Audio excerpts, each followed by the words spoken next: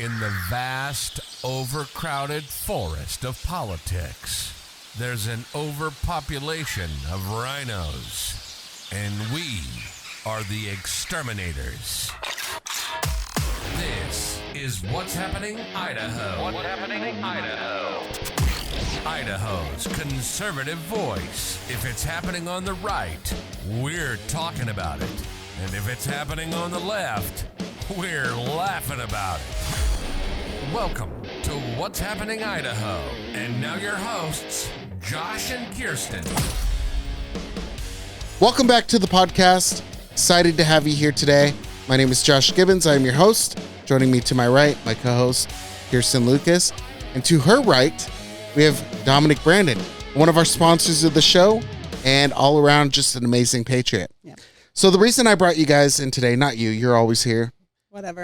Dominic, the reason you're here today is because you both attended something that happened this last weekend, and I wasn't in attendance. So I want to get into that. I want to talk about it, break it down, because a lot of things that I'm seeing on social media is people in North Idaho who are involved in the party have no idea what was it really all about.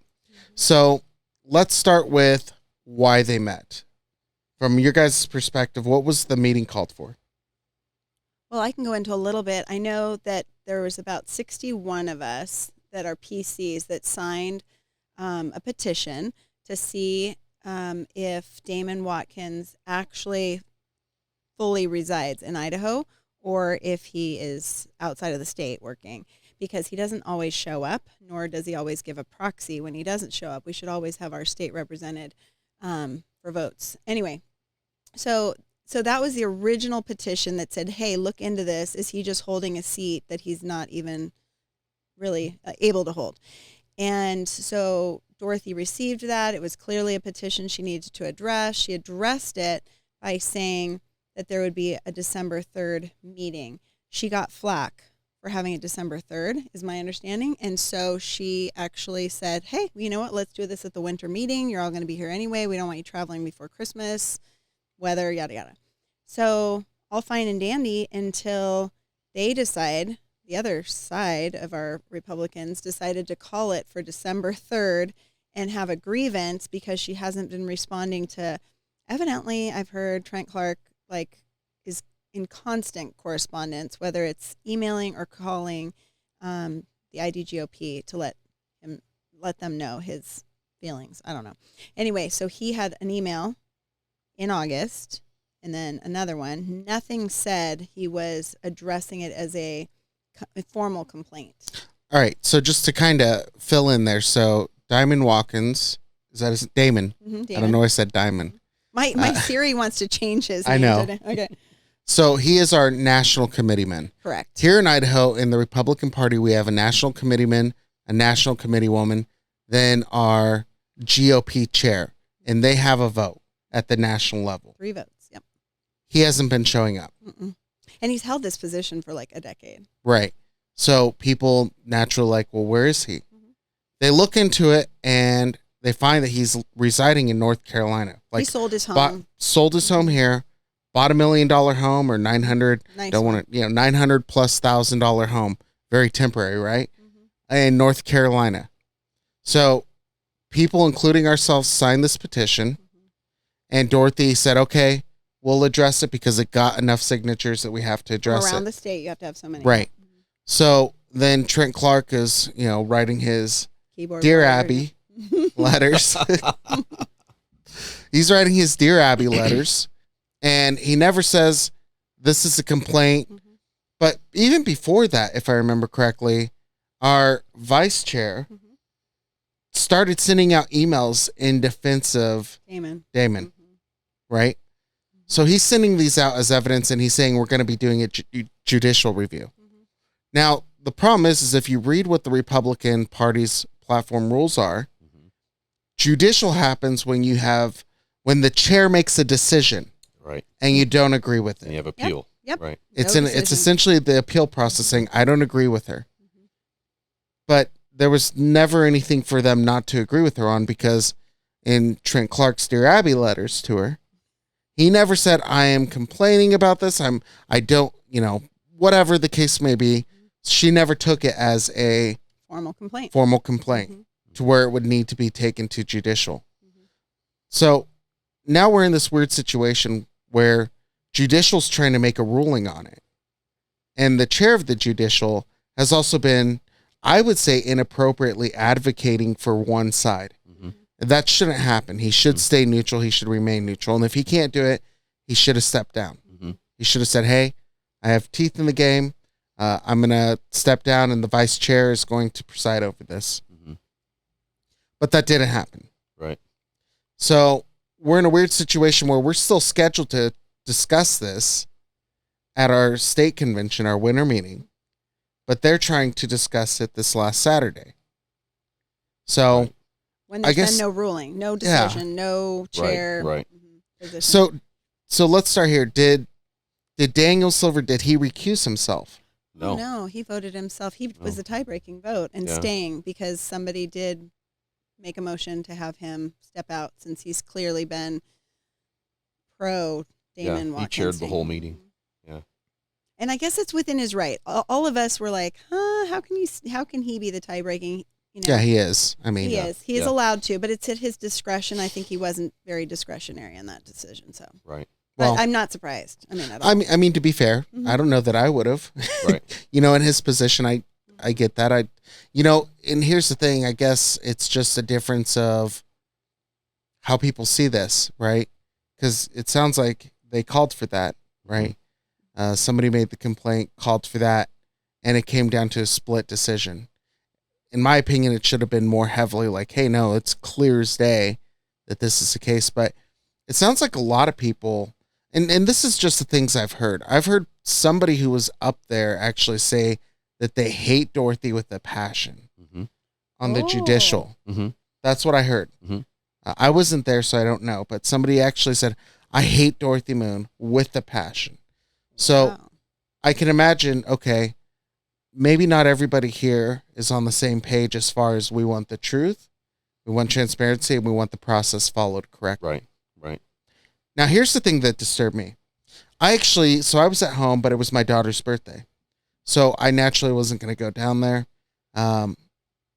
And essentially, I'm looking at my phone. I'm watching Idaho Dispatch has a live feed going. And all of a sudden, it's cut.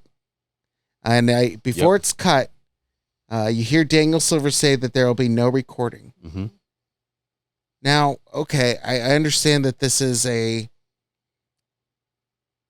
private, function, Well, but Yes it's at a and no. public library, Yeah. first off. Yeah.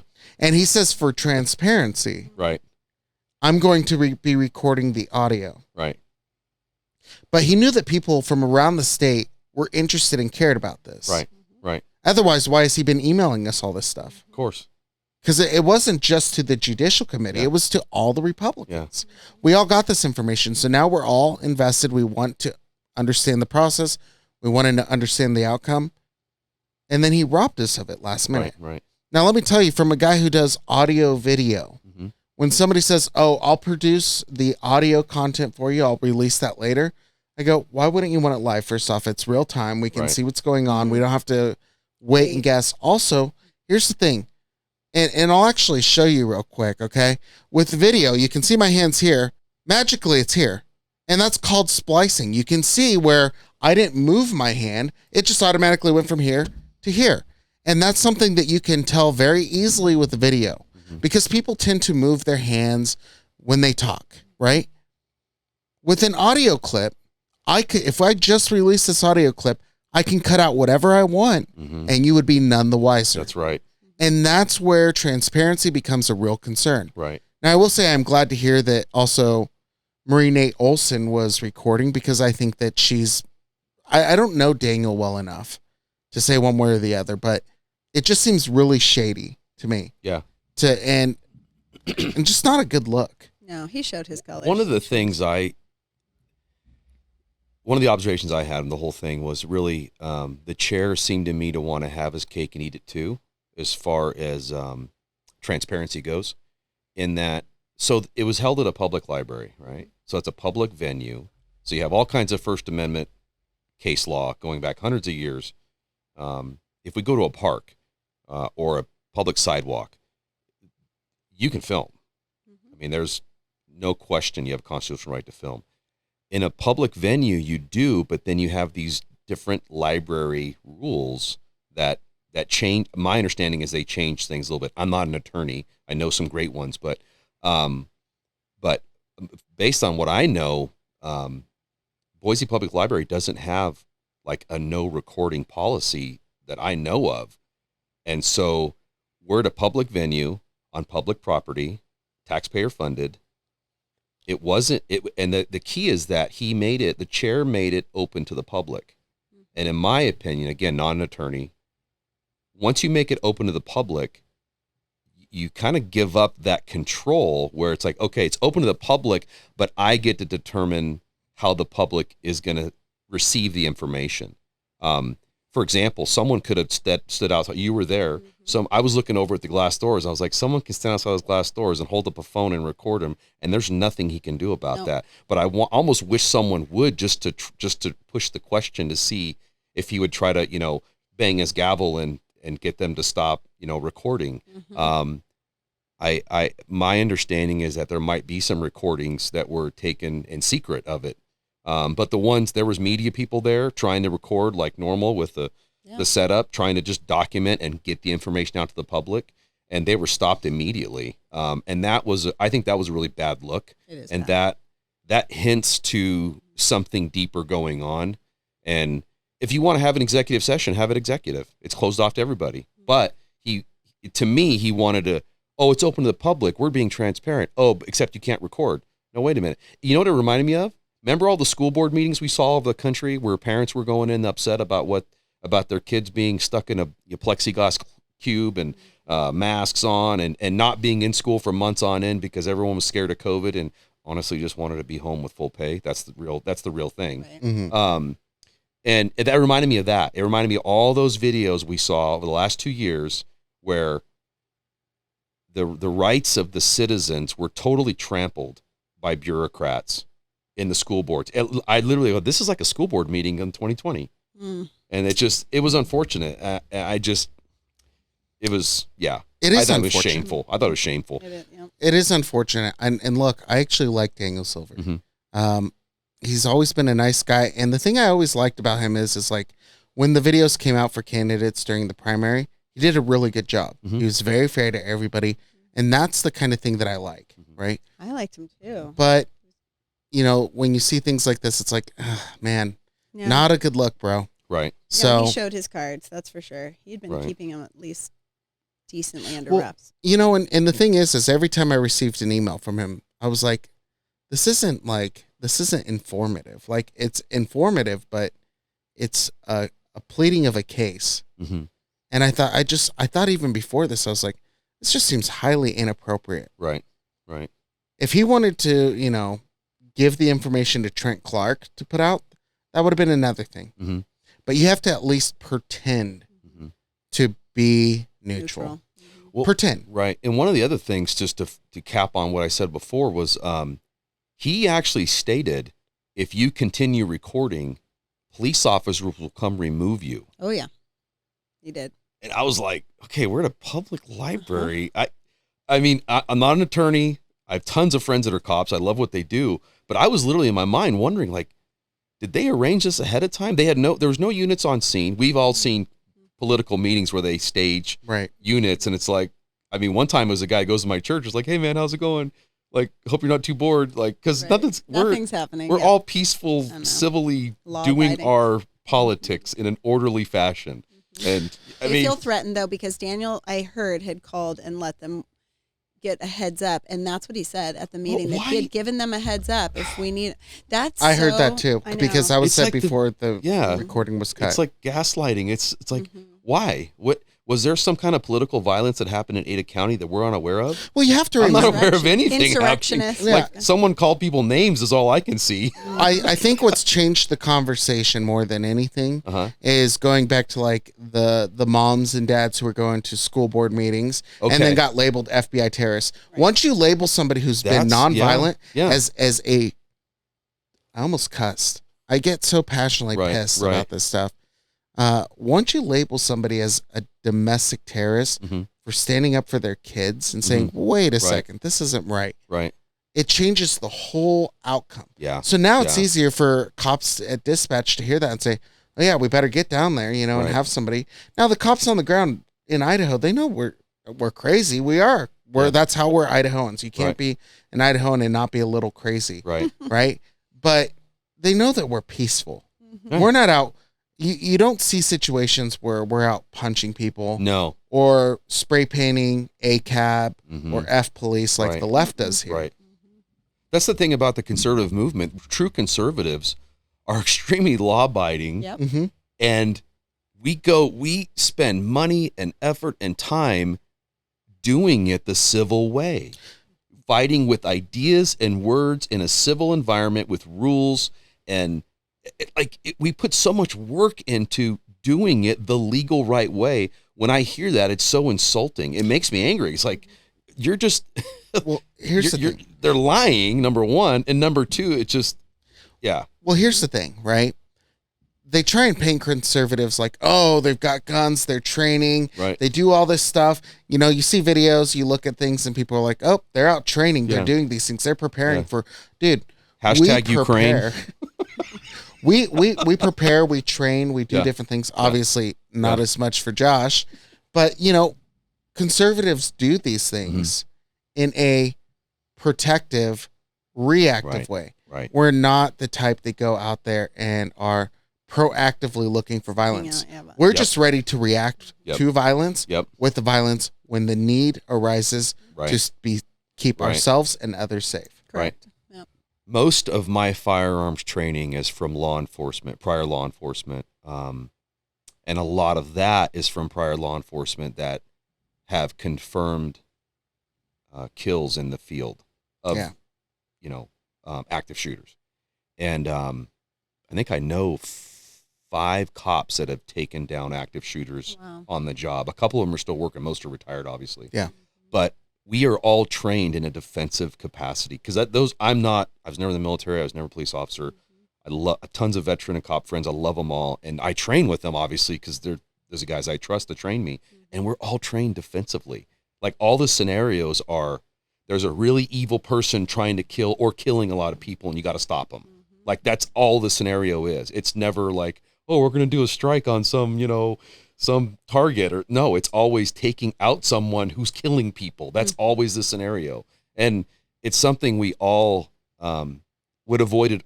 You avoid that at all costs. You avoid any kind of conflict, any kind of scuffle, all that. It's all words, ideas, and the most extreme we get is we might call someone a name. Right. That's literally what we do. And they like, oh, I mean, yeah, it's just, it's frustrating that, is it that much insecurity? You know, when someone's cheering at me like that, do they really think someone's going to hurt them? No. I mean, if someone tried to hurt them, I would stop them. No, it's an opportunity to capitalize on trying to make us look like bad guys. Okay. Yeah. And the left and the right are willing and always ready to do that. Right. You don't see the conservatives do that. No. We don't do that. No. You want to come say something, it's cool as long as it's appropriate, right? Right. Like we don't even I've never gone into a meeting, me or any of my friends, where I'm not a member, right? And started cackling from the back. It's not what I do. Right. I will share what I have to say afterwards. Right. And we find different avenues to get our message out like this, right? Right. So anyways, going back to that, I do want to talk about some of the things I've heard as well. There's really just a couple key things I want to touch on. I want to hear, besides him saying nobody can record after making it public and him having an audio recording, which I will be requesting from him, by the way. Right. But I want to hear, I heard that Dorothy testified. Can you kind of give me a little bit about that? Okay, first of all, though, the other testimony was an emotional letter of their personal story and how it relates to Damon Watkins and why we had to sit there and listen to his, I think, 7-8 minutes of I mean, I said, oh, little violins are playing in the heavenlies right now because it was just so he was, I mean, why? Trent should have, Trent Clark, by the way. Trent Clark Yeah. should have, I think, let it go at that point to Dan Cravens. I don't know, the other guy. And then that lady next to him is the one who said as she was walking out, I don't know if that's the one you were talking about. She said that Dorothy Moon is evil. And I was like, no, she's not, to her backside. But anyway, so when Dorothy got up after this whole, that's why I need to tell you, after this whole fluffy sermonette on like, you know, there are sob stories in the world and that's what makes people have to move and change jobs and yada, yada. Like then it goes Dorothy and Dorothy's like, and I only got this and I only got that. And this is not a, you know, official complaint. And da, da, da, da, da. And so she just went through and I mean, she was, you know, she was a little bothered. You could tell she was, you know, sometimes she raised her voice or she got him like, but I mean, the woman's been like attacked for this and it's not even anything she's done. It's like, welcome to the position that's unpaid. And now we're going to, you know, hand your head on a platter to Daniel Silver. Anyway, so she says her piece and then the audience erupts in applause. Yeah. Now, I did hear, and I want your clarification. Didn't she contact the GOP? Because one of the claims Daniel Silver made was that he was in contact with the key decision makers. Yeah, he said Ronna McDaniel and the lawyers, and she's like, really? Because I texted Ronna and and nobody has had a formal formal anything. No ruling or anything has been told for Idaho specifically. So Daniel got he gavelled her down, right? In a bundle He did. and didn't like hearing that, but I mean. Ultimately, like she was saying, we have this so we can take care of it our own state. It's in our bylaws. It's how we do it. We don't need to go crying up the ladder to complain to national that we've got inner squabbles in Idaho. Like, just handle it very matter-of-factly, I thought. She litigated the whole premise of their complaint very succinctly. Yes. She was organized. She probably had more information ready to dump at that meeting than she had time for. And that was interesting. One of the original agenda debates was they originally didn't give her the same amount of time. Right. And so it took 30 minutes plus in committee debate to get her equal time. And I'm like, okay, this isn't biased. But that's what she did. And when she started to drive home that point and point out the potential dishonesty, my opinion, on Daniel Silver, he started banging his gavel to try to stop her from speaking. And all I can think was in my mind at that point was, you tear out a man's tongue because you're afraid of what he might say.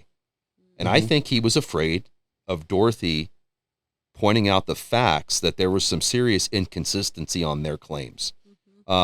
Something interesting with Trent Clark. So I brought some people there just to see it, check it out. They've been involved with politics and conservatives. I said, hey, you guys want to come join me? There's going to be this meeting. It should be interesting.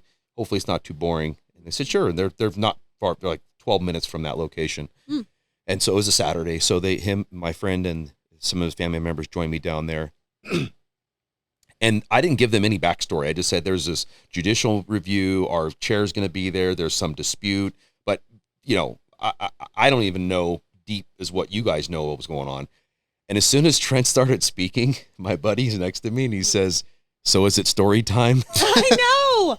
It's so bad. And my buddy's just literally a conservative guy that's showing up and taking this all in as a pure opinion. Right. And literally 20 seconds in, he's like, so is this story time or what? Because he's going on and on. This one time I bought a house and I had to move and it was really sad. And I'm in real estate and I couldn't even follow there was cancer, there were strokes. And I've heard this, type of story a lot in my business, but it's like, okay, that's a bummer, but we all have bummers and the world doesn't revolve around us individually. I wasn't there, but based on what you guys are saying, as far as making it sound like, people go through hardships and they have to move. As soon as you guys said that, I was like thinking, a $900,000 home hardship, poor baby, in beautiful North Carolina, which I've lived in. Yeah, he gets to live with his in-laws, I believe it is, when he's out here, and that's fine. That's Nobody's sweet. Yeah, that's great. it's good to have a relationship with them. It's very good. My beefs were, okay, who picked the woke library? Super woke because Oh yeah, the flag. they had Oh, no American man. flag for us to Yeah. use. So Ronald ran to her car to get a flag. And then they had women's products in the men's room. And then here's the interesting thing. We were in like half a room, I mean the size, and it was clear, like, I mean, Patriots came out full force on a Saturday. And so we kept saying, like, can you open up that divider? And it's like, no. Well, the meeting's supposed to start, and they're like, oh, we better open up the divider. We're going to hit the max. It's like sardines. Yeah. Yeah. And so we did it, and we moved the desks, and everybody got filed in or whatever. And literally an hour and a half after the meeting started, like 12:57, Daniel goes, oh, by the way, the library closes in an hour. So now, I mean, we haven't even touched testimony yet. Yeah. We had just granted 2 people when there should have only been 1. You know, Trent could have split 10. Well, then he didn't take the whole time. No. There wasn't a lot of substance to No. his thing. And then that other guy, I mean, he might as well have just gone, wah, wah, wah, wah, wah, wah, wah, wah. What Yeah. did he say? What did he say? It was hard to hear him. He had a very nasally voice. I couldn't hear what he said. Super high. But, yeah. but so, and then that I woman know who you're next to him- talking about. Yeah. Dan- I forget the name. Dan Craven. So, yeah, Cravens. Yeah. and then some lady, and I was like, oh, is that his wife? I have no idea. But anyway, and then Dorothy got 20 minutes. But then there was no time for any kind of decision to be made. So it ends up being put on to January 6th when we're all getting back there. And that's an ironic date. Anyway, I was Yes. like, Well, January 6th. let's get back to it. Yeah. There is no decision that they should be making. None No. of it This made is no- a decision the body should be making. Yeah.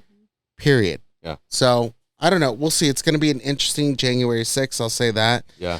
I mean, it sounds like nothing happened. Sounds like it was a waste of time. Big nothing burger. Except yeah. the takeaways is Daniel apparently doesn't like recordings in buildings Right. unless he's controlling it and it's audio only. Yep. Yep. Another key takeaway is that he didn't talk to Ronna McDaniel and their legal team like he claimed. Mm-hmm. And if So- he did, just prove it. It's Yeah. fine. Whatever. I Maybe mean, Dorothy got misinformation, but maybe Ronna lied to her. I don't know. yeah, I don't guess. know. We don't know. But Yeah. my He's look, on her. She's on his team. They should be playing together. they should. Yeah. But here's the big thing I would say. He probably did reach out. I'm not saying he's a liar. Mhm. He probably did reach out, but he probably didn't reach out to who he should have. Right. Right. He probably got the opinion of another national committeeman. Right. Or Well- the head of the national committee. I don't know, but To me, for Daniel Silver to do what he did, it shows motivation. It shows nefarious motivation in my opinion. It's like we're all on the same team. We just had an election. We did well, did very well in Idaho. The Republican Party performed very well, and now this, yeah. like this doesn't make any sense. Like what you're desperate for something, and I don't know if that meeting was held in accordance with the IDGOP bylaws. I say it's not. No. I say the whole thing's just the kangaroo court. I say the whole thing's illegitimate. Yeah. And because there was no ruling. Like she never made a. yeah, so there wasn't a was formal nothing to complaint. You can't. An email is not a complaint, and words matter. Yeah. Words matter. I filed a complaint that I requested a judicial review for in the past. So Yeah. it's very clear how you're supposed to do that. Yeah. But right.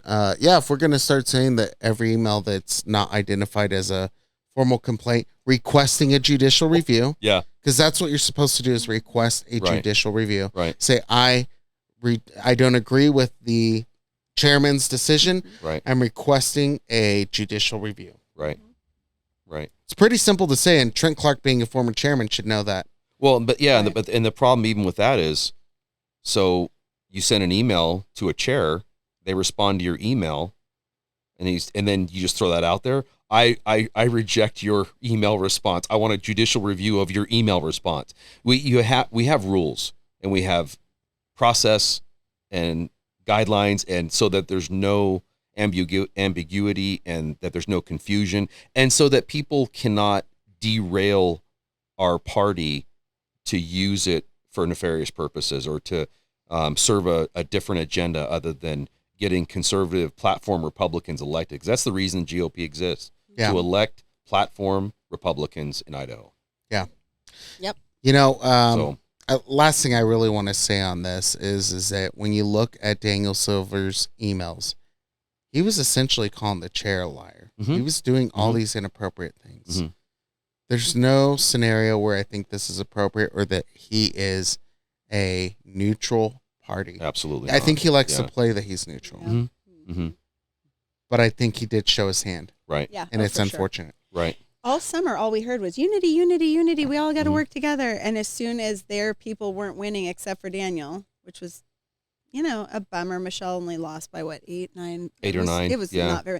Anyway, I think that was like people didn't get the right memo. I wanna something. I recount. don't know. Yeah, like I something. want to recount. I think they did, didn't they? I'm sure I think they it was did. so close.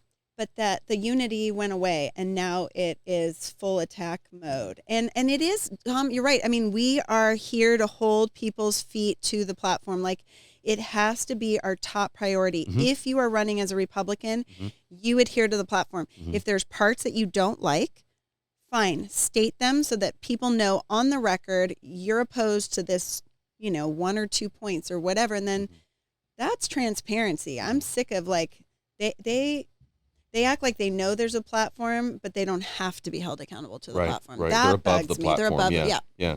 And I think that's true of past Yeah. Idaho, but not anymore. It's a new Idaho. Listen, when it comes to buying or selling a house, this is an important decision, and that's why it's important that you have somebody by your side that you can trust. Somebody who will be honest with you and tell you, hey, even if it doesn't benefit them, they'll say, hey, right now is not the time to buy, or hey, right now is not the time to sell. You want somebody who will advocate for you and be in your corner. That's why here at What's Happening Idaho, we recommend one realtor, and that is Dominic Brandon with RE/MAX. Dominic has been a phenomenal supporter of conservative ideology. He's been in the fight, and really, he's dedicated a lot of his time and efforts into helping us. Absolutely. He was out on the road putting out signs and doing everything from running for PC to, he's definitely in our corner for liberty. Dominic, again, is just a phenomenal guy. He walks the walk. He is PC, as you said. He open carries a RE/MAX gun when he shows houses, It's a which is sweet one. great. Yep. And he also specializes in bringing people from California to Idaho. He is licensed in both states, and most of his work that he does is referral based. No, I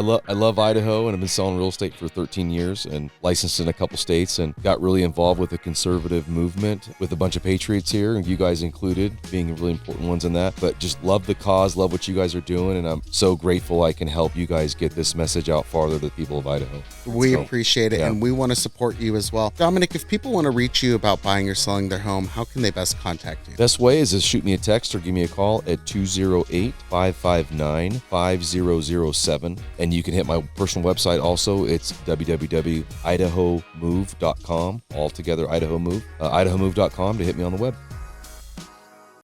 This episode is brought to you by Faith Outdoors. Faith Outdoors is more than a gun store. It is an education hub spot. Whether you are a first-time gun buyer, an experienced shooter, or a long-range shooter, Faith Outdoors can help you find what you need to be as efficient as possible. Their staff is some of the most experienced in the Treasure Valley and is made up of retired law enforcement officers and firefighters. Faith Outdoors also is an official dealer of Benchmade knives. Everything sold in store are items they recommend and use out in the field. So go visit them today, 2200 Cortland Place in Nampa, Idaho. And you know what I love about Mandy and Nate? Their whole family, they're prayer warriors. So if you need prayer, they are happy to pray for you. Just email them at info@faithoutdoorsid.com.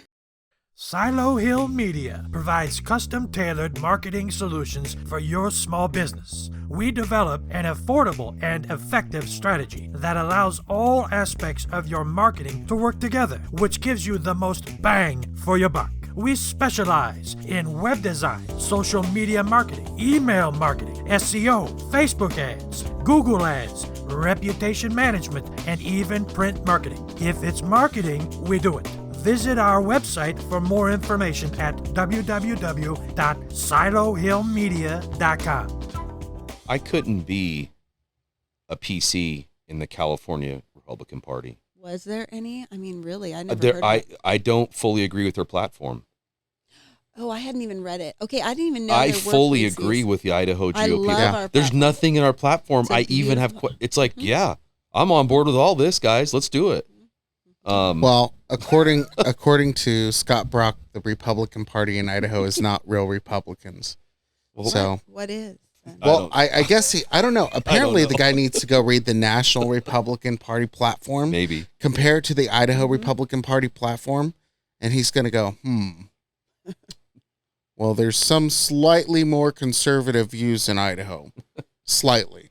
Yeah. And that's it. That's Right. it. You're right. Yeah. We're not Mitt Romney Republicans. We're not Senator McCain Republicans. We're not Liz Cheney Dan This Republicans. state Crenshaw. is filled with them, though. This Yeah. state is filled with Romney, and they just And Cheney.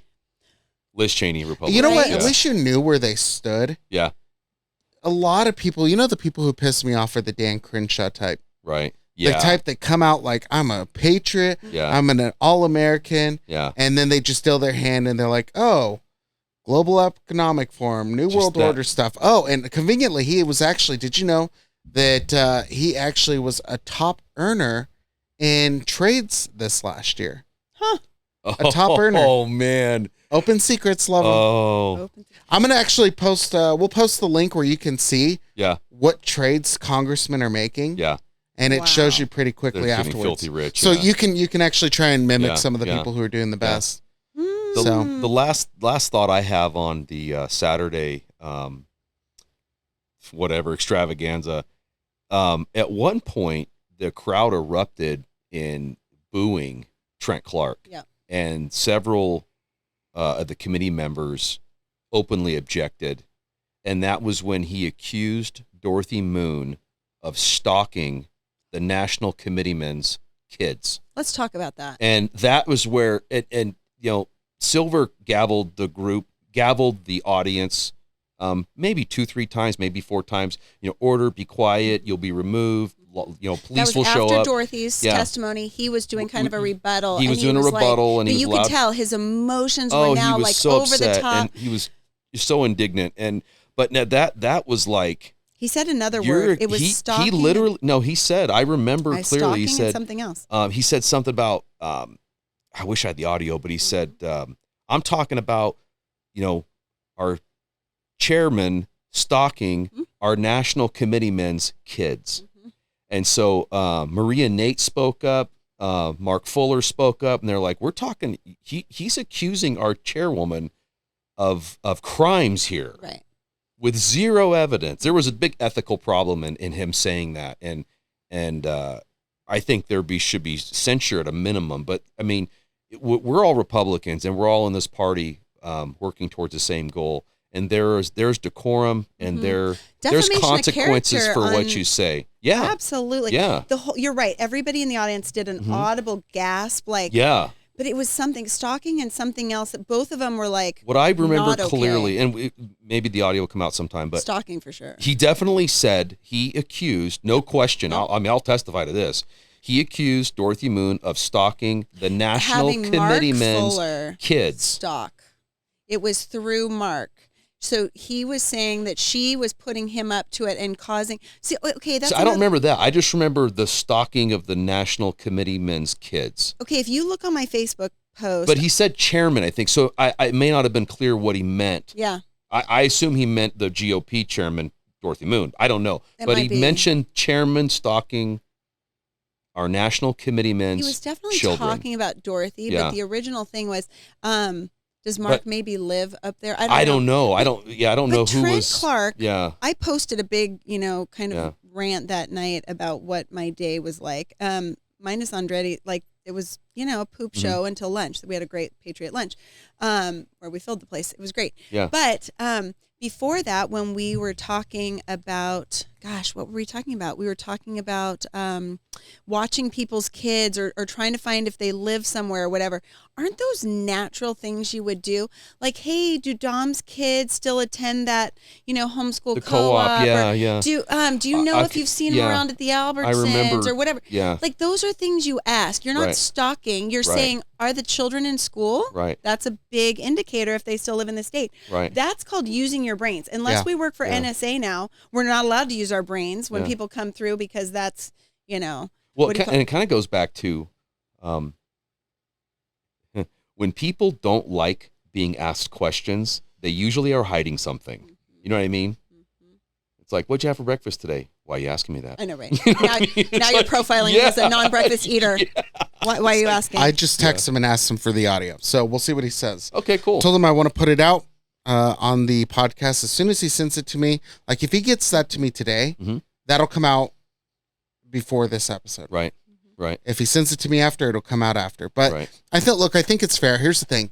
I'm giving commentary. You guys are giving commentary, right?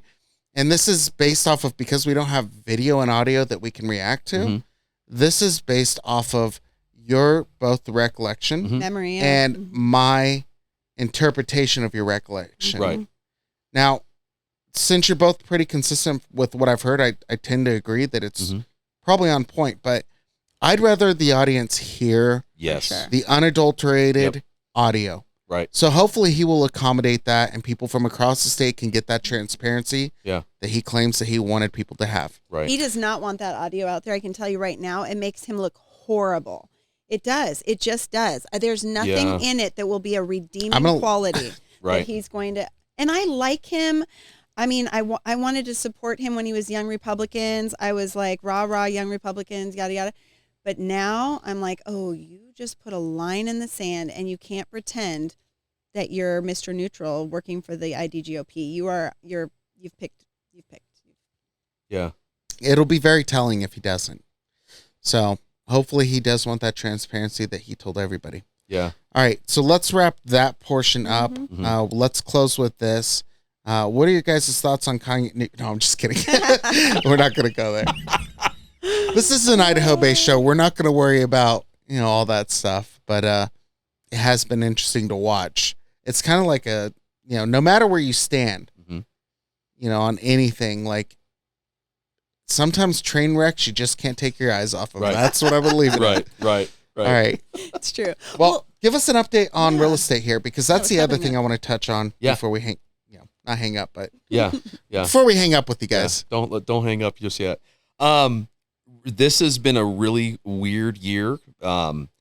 Rates, as most listeners know, shot up back in March, April, with the desperate attempt by the Fed to rein in inflation, which was too little too late. The mortgage market was drunk with low rates for a long time.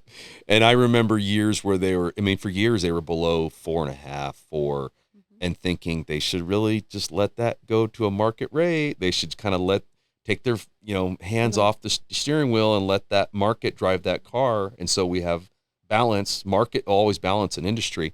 And they just kept pumping the money out and artificially low rates. And they kept those low rates throughout the pandemic. Right. And as you guys observed, to not cause alarm, I'm guessing, just to keep the music playing, keep that buying. merry-go-round going. And a lot of people moved to Idaho. A lot of people just moved. I mean, there was a record amount of people buying and selling.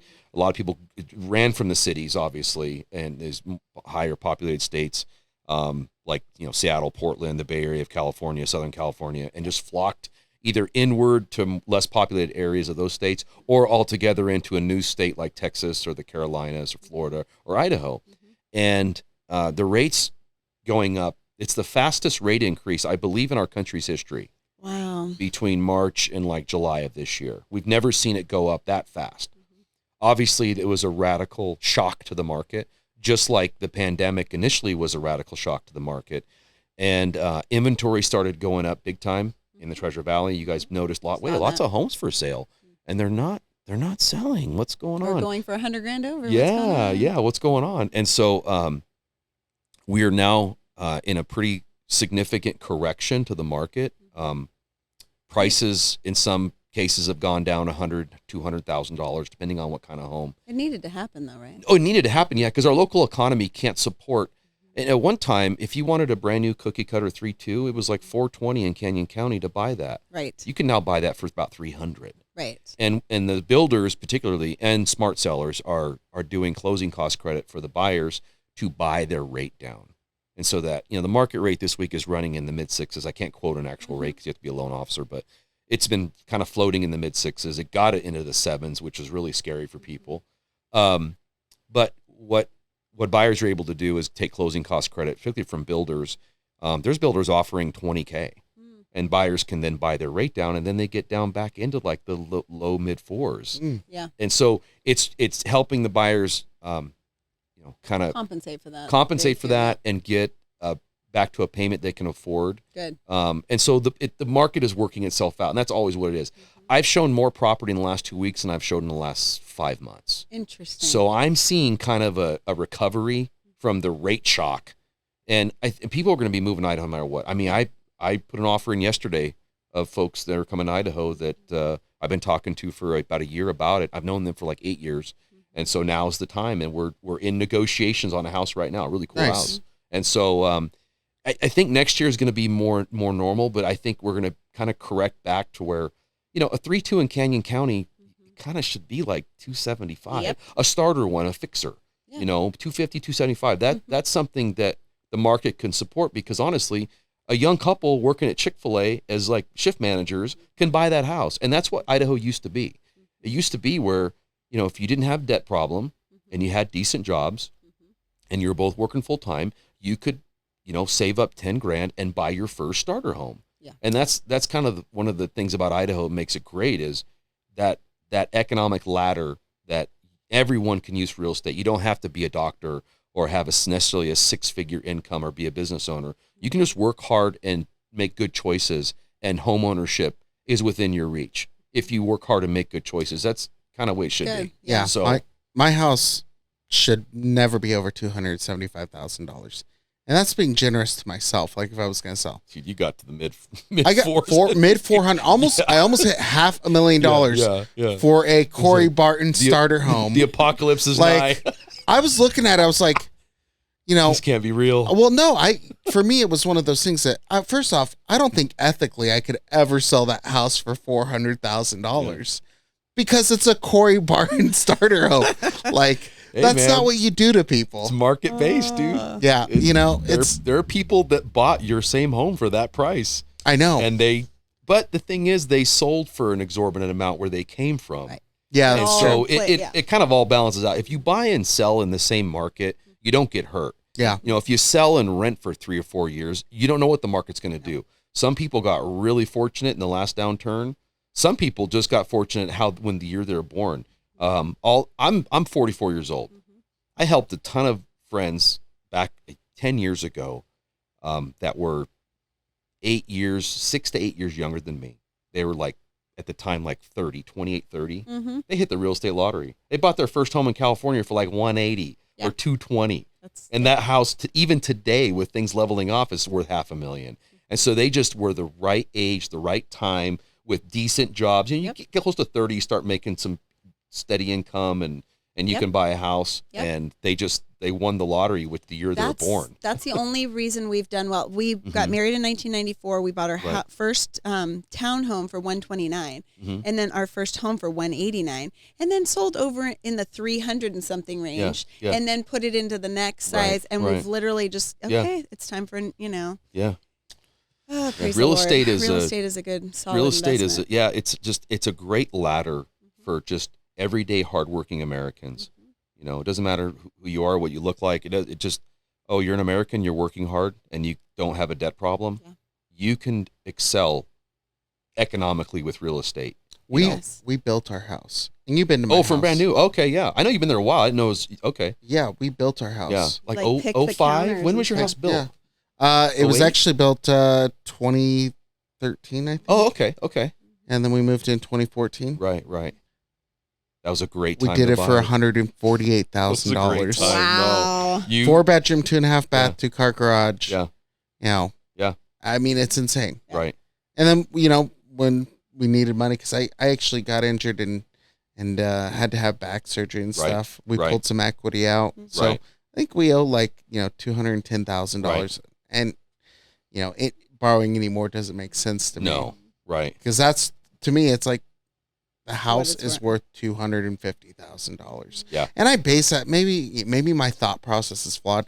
I base it off of, I lived a good majority of my life in Colorado Springs. Mm-hmm.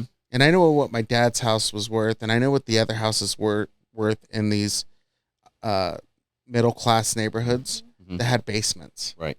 And I don't have a basement, so I'm like, yeah, I think it's, Well, I think they're like probably, you know, those same houses now are probably $375. right, But back then they were like, you know, $250 right. when I lived there. Inflation has raised the kind of the floor rather of home values, that they're, no matter what, there's like a floor of what they're going to be worth, because labor, construction materials, all that stuff has gone up, and there's nothing that's going to dial that back. We're not going to see plywood at $8 a sheet. Yeah. It's going to be $25 a sheet minimum from here on out. We're not going to go back to where when candy bars were 20 cents a candy bar. You know, it affects all of it. So it's kind of a new floor for what homes are going to be worth, because you cannot create that for less than $375 or $400. But one of the things interesting that I watched the stats, obviously, June this year, inventory started going way up really fast, because everyone's like, well, I can't buy a house because the rates are like 5.5. So no way. And of course they went up. And every quarter the Fed just kept raising it. It was all bad news. And by late August, September, the expansion of inventory slowed down, and inventories actually, it got to about 3 months of inventory, which is kind of a balanced market, both Ada, Canyon County. And then starting early September, people started kind of absorbing that inventory and buying, and less people started listing, and inventory's gone down for the last few months. And so I can't see the future. I wish I could, but it looks like the market has readjusted to the new rates, and that inventory is now being absorbed. And so right now is actually a really good buying opportunity. I don't know if it's going to get better in 6 months or worse. I don't think it's going to change a ton, because the initial shock is behind us. And now the market has taken over. And every time the market takes over, the market always tells you the truth. It's always right. So, you know what? Yeah. I'm at a point sometimes, you know, where I get so exhausted with politics, because,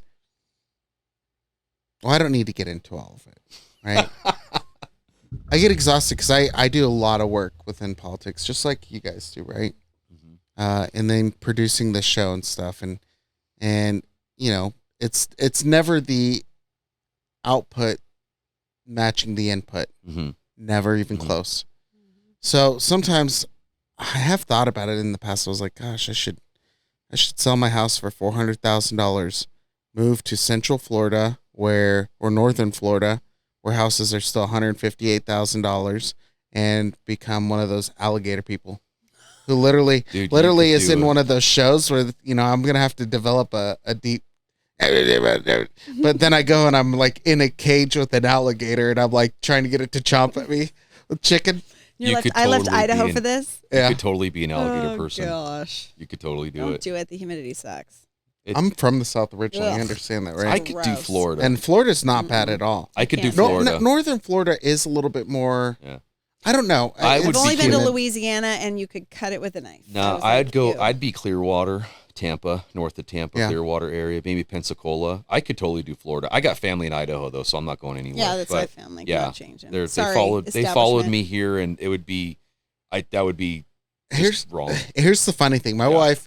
All right, you guys are going to get to hear the joke, but it's probably true. Okay. My wife, she knows that, and it's funny, we live in Idaho, and I love it here because I'm a very tropical person. My dad's the same way. We both like, you know, the sun, the beaches, things like that. My wife was like, you would much rather be in Miami with a cigar in your mouth and a gold chain and a pinky ring, and maybe one gold tooth. Yeah. I said, I'd be about that life you know, if you wanted to move. Yeah. Oh my. She's like, button up, short sleeve, white shirt, and khaki shorts. I'm like, are you like John? What you want me to do? Yeah.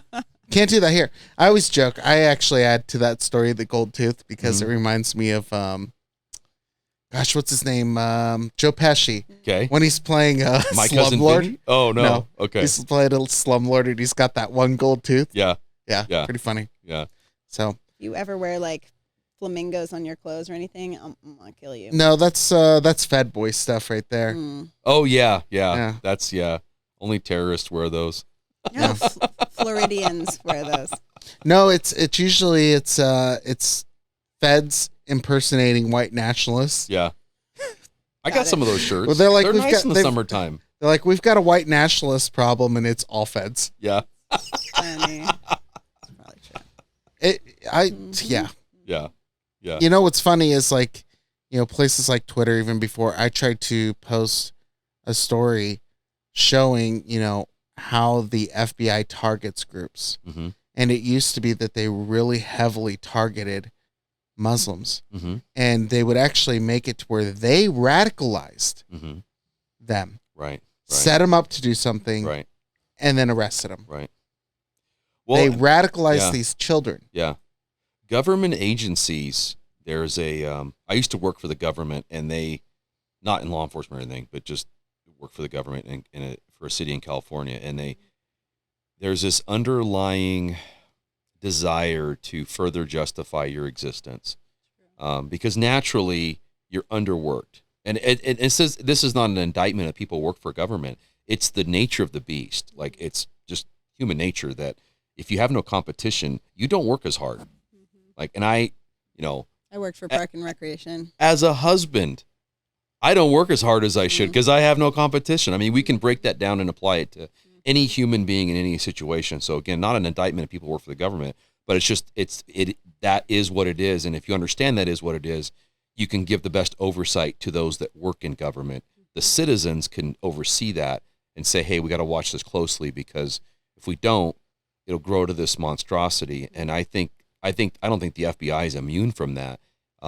They want to get the bad guys. And I mean, there's probably some motivation that, okay, we're the bad guys. Well, we got to make some. Right. We got to find people before they turn bad. They're going to turn bad. And it just gets into this, like, okay, we got to justify our existence. We need to hire more people. And, it's true. And then get the unions involved in it. And the unions are all about growing their numbers. So it's a monster that can grow if it's not properly, if it doesn't have proper oversight. So Kicked the table. that's okay. On that note, we've ran pretty long. Dominic, tell us how people can get a hold of you so they can find out about the buying the rate down that people are offering. Yeah. So I'm on Facebook. I'm on Instagram. On Facebook, I'm Dominic Brandon Remax Broker. That might change at some point, but that's how to find me on Facebook. The main thing is my website is idahomove.com. And on Instagram, I'm Idaho Move. But yeah, 208-559-5007. That's my direct cell. Obviously an Idaho number. But that's the best way to get a hold of me. Shoot me a text. Find me on Instagram or Facebook, and I'd love to share what I know about what's going on in the market and see how I might help, other patriots achieve their real estate goals. So, Only patriots, please. Here's a question. In Idaho, we have a place that says buy a truck, get a gun. Have you ever thought about offering that as a promotion? Buy a house, get a gun. I haven't, but that's shotgun. an idea. It'd have to be like a voucher because someone has to clear background and everything. Of course, but, yeah. That's a good idea because honestly, I have a lot of buyers that come here from other states, and some people don't like me for that, but there's a demand and I meet the demand. I'm a capitalist, and tons of my clients buy their first gun after they move to Idaho, including some family members. I had a bunch of guns going back into the 90s. I grew up shooting in Northern California, and so having guns. I have a shotgun in my truck for hunting. I carry, like, I grew up around it. I grew up shooting, understanding firearm safety, hunting, all that. So I feel like I grew up in Idaho. It just wasn't Idaho. It was a very conservative, freedom loving area of California. So one of the reasons I left there is because they were trying to say I had like assault weapons, and I had to go register them as quote. I was like, you know what? I'm done. I've had enough. Yeah. I've owned these legally. I'm a law abiding citizen. I would never hurt anybody. These are all defensive and for sporting. You could get ARs for $500 now. Are they down that cheap? Yeah. If you don't go to a place that sells like, Right. top notch. Yeah, the market's corrected. DPMS. Yeah. I heard yeah. $499 again. Yeah. Or $550. Yeah. So you could offer that, or you could just say, hey, you know what? Yeah. You have two voucher options. You can use this towards a self-defense noodle shotgun that. I like that. or a home defense AR. Yeah. No, I like that. I think I'm going to do that. You should. That's a good idea. Yeah. I might Love it. sell a house and buy a new one just to get it. Okay. I'll do two for Just you. kidding. Just kidding. All right, everybody. I got my concealed as soon as I get it. It's a thing. It's a thing. It's a thing. You come here. But okay, can I also say December 20th, we're having our Canyon County Oh, yes. Republican Central Committee Christmas party. So 'tis the season, and we're having a Christmas party at Bob's Restaurant, 6:00. We're having a dinner, and we're having a big birthday cake for Jesus, and we're going to have fun, and it'll be nice. So come on out and wear your big ugly sweaters, because it's an ugly Christmas sweater competition. Anything else? No. No. Thank you, Eeyore. No. Thanks for coming. Everybody, thank you for tuning in. That's really what I want to drive home. Another thing is they are actively trying to cancel us on YouTube. I'm not even kidding you. We've now got 3 warnings. We've had 2 videos completely restricted to where you can't see it. And they keep saying, we usually don't give these warnings. It's just a matter of time. So here's what I'm going to do. Here's your call to action. Number 1 is follow us on Rumble. What's Happening America is what it's called. That encompasses all our shows, except for the audio-only ones. Number 2, if you go to idahospodcast.com, you can also check out our stuff there. We have a website where we sell merch, such as Come and Take It with the Hammer in honor of Paul Pelosi. Oh, I thought it was Daniel Silver. That's good, too. No. The gavel. The gavel. Not the hammer. Don't gavel me, bro. That's Hey, I'm always looking for new shirt designs, but I got to sell them to make it worth it. We have. Is this one of them? No, I wish. Okay. We have Joe Biden sniffing Idaho. We have ones that we have women's leggings, sandals, and they all say like far right, different things like that. Bucket hats, like we're bringing the 90s back, folks. Yeah. So Sweet. There's lots of cool stuff. Check it out there. Also, there is a way to support the podcast and the video cast. And I'm going to tell you, if you enjoy this content, please consider becoming a donor, because it takes a lot to keep this going, and it just helps remind me that my work editing this and doing all this is worth it. I don't take any, so if you hate me, it's not going to me. It's going to him. Keep him not homeless so that he can, keep doing good things in Canyon and Idaho. So it'd be fun. It'd be fun not to be homeless. It'd be great. All right, all joking aside. Living in my basement. All right, on that note, everybody, thank you so much for tuning in. Make sure to check us out on the next episode. We'll keep you updated if Daniel Silver gives us the audio. That'll come out if he does. If not, we'll publicly shame him. All right. Love you guys. Take care. Bye. Hey, they trying to cancel. Hey, they trying to cancel. Hey, they said that they gonna cancel me. Hey, they said they gonna cancel me. Hey, people on both sides trying to cancel me. I told a bunch of lies, but it ain't damaged me.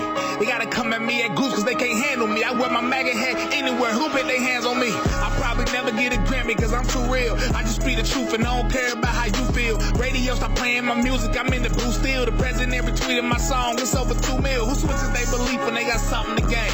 I'ma try to say the truth without exposing the names. Conservatives dealing to the LGBT is lame. I never apologize for nothing, that's why we ain't the same. Hey, and they ain't shaking hands with no ops. Act like I won't pull up with my MAGA hat to your block. You can keep sending death threats, think I'm gon' stop. That's why I'm buying more bullets, buying more Glocks.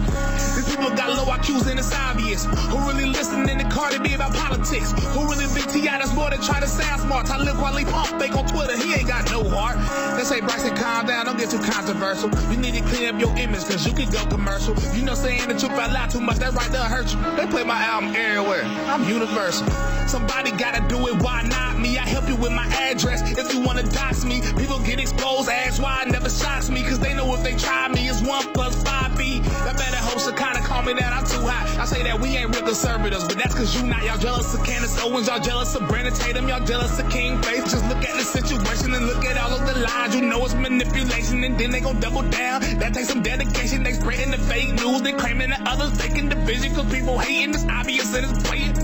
Hey, Trump 2020, that's my vote, dog. Who else sticking with 4-5? I need a roll call. They say I'm a menace to society like I'm no dog. I might buy a mega chain now just to troll y'all on game. Stop playing with me, man. People in my DMs talk about they gon' cancel me. Just to get on my live for me to make them look stupid. Stop playing with me, man. I'm with all the smoke. I ain't playing with y'all. Scared people can't reach nobody.